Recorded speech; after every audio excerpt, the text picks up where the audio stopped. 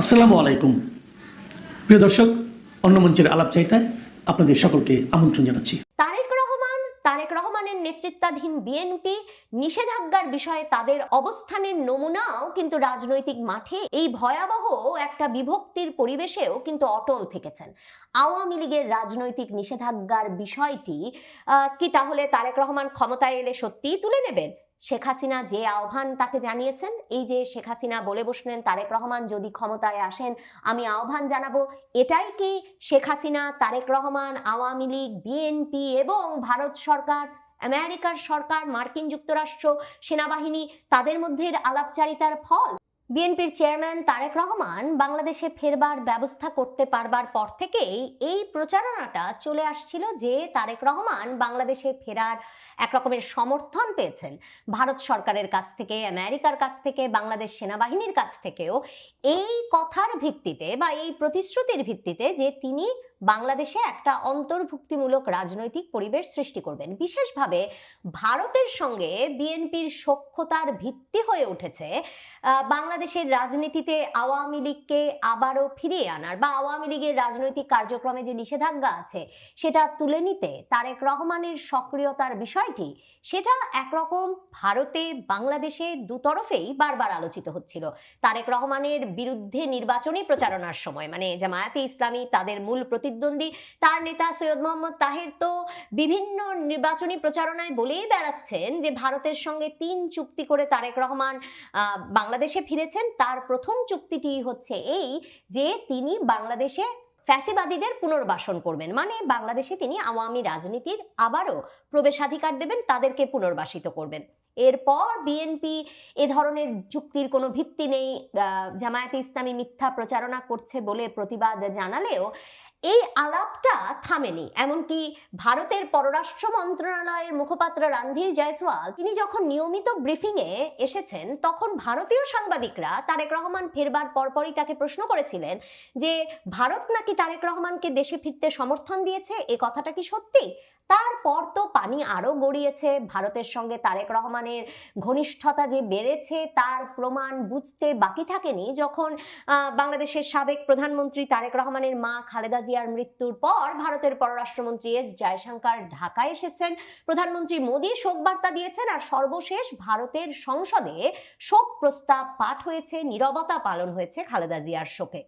এই সব মিলিয়ে ভারত আর তারেক রহমানের ঘনিষ্ঠতা নিয়ে যেমন নির্বাচনের হাওয়ার মধ্যে আলাপ বেড়েছে, সবচেয়ে বেশি যে আলাপ বেড়েছে সেটা হচ্ছে এই ঘনিষ্ঠতার মূল ভিত্তি হয়ে আছে তারেক রহমান আওয়ামী লীগের রাজনীতিকে বাংলাদেশে ফিরিয়ে আনবেন। শেখ হাসিনা সাম্প্রতিক এক সাক্ষাৎকারে, ভারতীয় সংবাদ মাধ্যম উইয়ান নিউজকে দেওয়া এক সাক্ষাৎকারে সরাসরি বলেছেন যে তারেক রহমান যদি ক্ষমতায় আসেন তাহলে তার উচিত হবে আওয়ামী লীগের ওপর থেকে নিষেধাজ্ঞা তুলে নেওয়া, আওয়ামী লীগের রাজনৈতিক কার্যক্রমে নিষেধাজ্ঞা তুলে নেওয়া।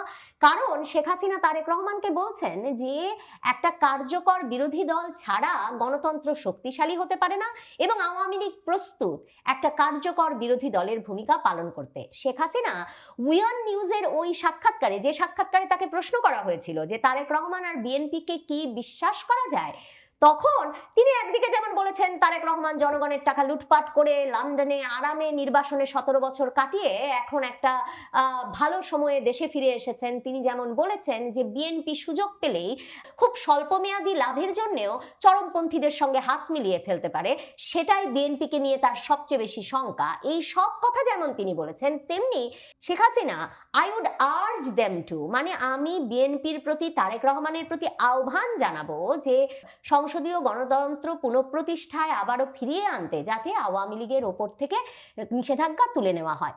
এই অবস্থায় তারেক রহমানের সাক্ষাৎকার প্রকাশিত হলো যখন পৃথিবীর সবচেয়ে প্রভাবশালী সাময়িকীগুলোর একটি টাইম ম্যাগাজিনে, সেই সাক্ষাৎকারটি, যে সাক্ষাৎকার নিতে টাইম ম্যাগাজিনের এশিয়া প্রশান্ত মহাসাগরীয় অঞ্চলের ব্যুরো চিফ সিঙ্গাপুর থেকে বাংলাদেশে এলেন, যে সাক্ষাৎকারের মাধ্যমে তারেক রহমানকে একরকমের বাংলাদেশের ভবিষ্যৎ প্রধানমন্ত্রী হিসেবে পরিচয় করিয়ে দেওয়া হয়েছে টাইম ম্যাগাজিনে, যে সাক্ষাৎকারে এর পাশাপাশি টাইম ম্যাগাজিনের সাংবাদিক তাকে প্রডিগাল সান মানে পথভ্রষ্ট পুত্র তারপর অন্ধকার সময়ের রাজপুত্র, ঘুষ দুর্নীতির অভিযোগে অভিযুক্ত, মার্কিন তার বার্তায় যাকে কিনা সহিংসতা এবং চৌর্যবৃত্তির প্রশাসনের কেন্দ্রীয় চরিত্র হিসেবে অভিহিত করা হয়েছে, এমন নানা কথা বলা হলেও তারেক রহমান ওই সাক্ষাৎকারে আমি নিশ্চিত তার যথেষ্ট সুযোগ ছিল, তিনি কোনোভাবেই আওয়ামী লীগ সম্পর্কে, শেখ হাসিনা সম্পর্কে কোনো নেতিবাচক বাক্য বা শব্দ উচ্চারণ করেন নাই।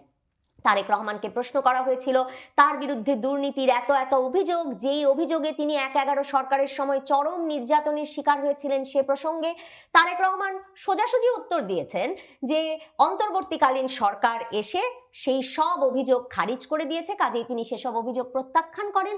কিন্তু শেখ হাসিনার আমলে রাজনৈতিক প্রতিশোধের অংশ হিসেবে সেসব মামলা চলতে পেরেছে এতদিন, বা এমন কোনো অভিযোগ তিনি আনেননি। বরং ১/১১ সরকারের সময় তিনি যে ব্যাপক নির্যাতনের শিকার হয়েছিলেন হেফাজতে থাকা অবস্থায়, সাংবাদিক যখন ওই প্রসঙ্গে আলাপ করেছেন টাইম ম্যাগাজিনে, তারেক রহমান তখন বলেছেন এখনো যখন বেশি শীত পড়লে তিনি পিঠে ব্যথা অনুভব করেন, তখন তিনি মনে করেন যে তার একটা দায়িত্ব আছে যে এ ধরনের ঘটনায় এরকম রাজনৈতিক প্রতিহিংসার শিকার যেন আর কেউ না হয় সেটা নিশ্চিত করা। তার মা কারাবরণ করেছিলেন, তার মাকে দুর্নীতির দায়ে মামলার মুখোমুখি হতে হয়েছে ১/১১ সরকারের সময়। এরপর শেখ হাসিনা আমলের পুরোটা সময়ই তিনি আইন, বিচার, গ্রেফতার এসবের মুখোমুখি ছিলেন। এ প্রসঙ্গে যখন কথা হয়েছে তখনও টাইম ম্যাগাজিনে তিনি বলেছেন ওগুলো রাজনৈতিক প্রতিহিংসামূলক বিচার ছিল বটে, কিন্তু শেখ হাসিনার নাম কিংবা আওয়ামী লীগের নাম উল্লেখ করেন নাই। মায়ের মৃত্যুতে অশ্রুসজল হয়েছেন, কিন্তু বিএনপির অনেক নেতা যেমন অভিযোগ করেন যে শেখ হাসিনাই একরকম তার মাকে কারারুদ্ধ করে রেখে মৃত্যুর দিকে ঠেলে দিয়েছে, কিংবা বিএনপি পন্থী অনেকে যেমন বলেন যে শেখ হাসিনা কারাগারে রেখে স্লো পয়জনিং করেছেন খালেদা জিয়াকে, এমন কোনো অভিযোগ তারেক রহমান তার বাগানে বসে, ঢাকার বাড়ির বাগানে বসে যখন টাইম ম্যাগাজিনের সাংবাদিকের সঙ্গে সাক্ষাৎকার দিচ্ছেন তখন করেন নাই। বরং তারেক রহমান যে বিরাট সাহসী একটা মন্তব্য করেছেন এই সাক্ষাৎকারটিতে, যেই সাক্ষাৎকারটিতে ক্রমাগতভাবে আসলে সাংবাদিক বিভিন্নভাবে তাকে ইউনিভার্সিটি ড্রপ আউট, মানে তিনি যে একজন গ্র্যাজুয়েটও নন, ইউনিভার্সিটির পড়ালেখাও শেষ করতে পারেন নাই, কিংবা তার সম্পর্কে আরো নানা রকম অভিযোগ, এমনকি তাকে বেশিরভাগ লোক এখনো বাংলাদেশে খাম্বা তারেক বলে চেনে, এমন সব কথা যদিও বা সাংবাদিক সেখানে উল্লেখ করেছেন, কিন্তু আমার কাছে মনে হয়েছে তারেক রহমানের এই সাক্ষাৎকারটি বিশেষ হয়ে উঠেছে তার এই সাহসী মন্তব্যটির জন্য, যে এমন একটা পরিস্থিতিতে যখন সরাসরি বলা হচ্ছে ভারতের সমর্থনে তিনি এসেছেন, আওয়ামী লীগকে ফিরিয়ে আনার শর্তে তিনি বাংলাদেশে ফিরতে পেরেছেন, নির্বাচনের বাকি আর মাত্র কয়েক সপ্তাহ, তারেক রহমান এই প্রভাবশালী ম্যাগাজিনের সাক্ষাৎকারে সরাসরি বলেছেন কোনো রাজনৈতিক দলকে নিষেধাজ্ঞা দেওয়া তিনি আদর্শিকভাবে পছন্দ করেন না। তিনি সরাসরি উত্তর দেন নাই যে আওয়ামী লীগকে নিষিদ্ধ করা ঠিক ছিল কি ছিল না। সাংবাদিক লিখছেন যে Rahman won't be drawn out on whether excluding the Awami League was correct, মানে ওই প্রশ্নের উত্তর দিতে তাকে টেনে আনা যায়নি বটে, কিন্তু তারেক রহমান বলেছেন তিনি ইন প্রিন্সিপাল, তিনি আদর্শগতভাবে কোনো রাজনৈতিক দলের ওপর নিষেধাজ্ঞা আরোপের পক্ষপাতী নন।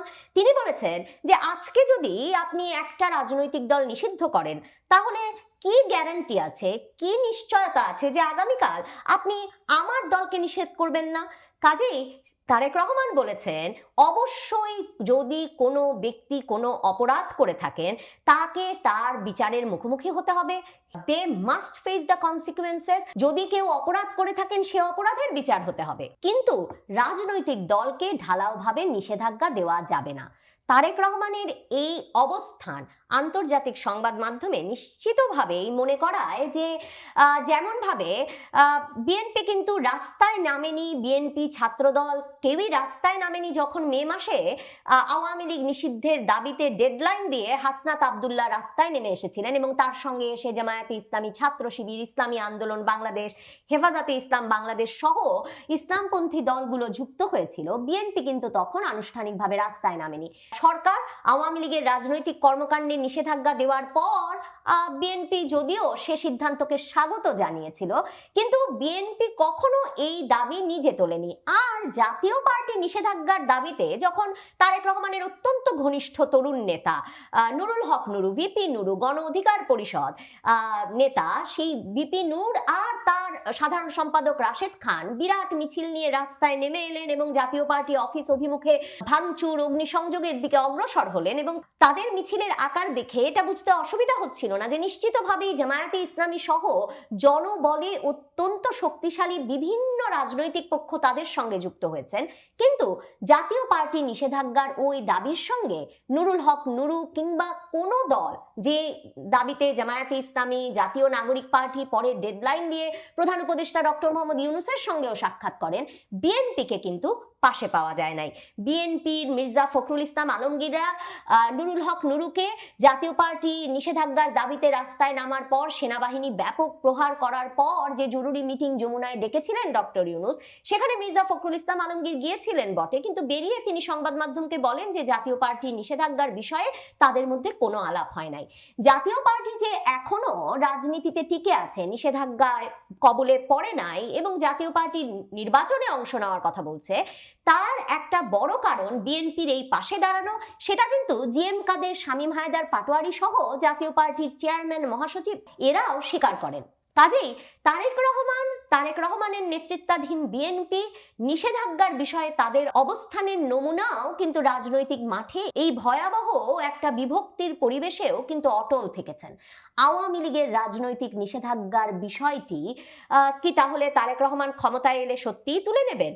শেখ হাসিনা যে আহ্বান তাকে জানিয়েছেন, এই যে শেখ হাসিনা বলে বসলেন তারেক রহমান যদি ক্ষমতায় আসেন আমি আহ্বান জানাবো, এটাই কি শেখ হাসিনা, তারেক রহমান, আওয়ামী লীগ, বিএনপি এবং ভারত সরকার, আমেরিকার সরকার, মার্কিন যুক্তরাষ্ট্র, সেনাবাহিনী তাদের মধ্যে আলাপচারিতার ফল? সেসব প্রশ্নের উত্তর পেতে নিশ্চয়ই অপেক্ষা করতে হবে তারেক রহমানকে। টাইম ম্যাগাজিন যেমন বলছে, সত্যিকার অর্থে ভোটে জিতে বাংলাদেশের প্রধানমন্ত্রিত্ব পেতে হবে, নিশ্চয়ই তাকে তেমন সংখ্যাগরিষ্ঠতা পেতে হবে যেই সংখ্যাগরিষ্ঠতা পেলে তিনি তেমন সিদ্ধান্ত নিতে পারবেন। তবে তারেক রহমানকে বাহবা দিতেই হয় যে তিনি আন্তর্জাতিক সংবাদ মাধ্যমে খুব কম কথা বলেছেন। শুরুতেই বলেছেন তিনি কথায় তত ভালো না, বরং তিনি কোনো একটা কাজ পেলে সে কাজটি শেষ করায় বিশ্বাসী। সেই সাক্ষাৎকারেও তারেক রহমান যে সুস্পষ্ট করে বললেন রাজনৈতিক দলের ওপর নিষেধাজ্ঞা দেওয়ার বিষয়ে তার আদর্শিক আপত্তি আছে, সেটা বড় ধরনের সাহসী মন্তব্যই বটে। তারেক রহমানকে টাইম ম্যাগাজিন এই প্রসঙ্গেও জিজ্ঞেস করেছিল যে 2024 আগস্টের পর বাংলাদেশের রাজনীতির সবচেয়ে বড় পরিবর্তন তো ইসলামপন্থীদের বিরাট উত্থান। তারেক রহমান সে প্রসঙ্গেও উত্তরে বলেছেন, ইসলামপন্থীদের উত্থান, চরমপন্থা নিয়ে আশঙ্কা এর কোনো বিষয়ে না যেয়ে তিনি বলেছেন বাংলাদেশের মানুষ চায় এমন রাজনৈতিক অধিকার প্রতিষ্ঠিত হোক যেই রাজনৈতিক অধিকারে তারা তাদের মত প্রকাশের স্বাধীনতা পাবে।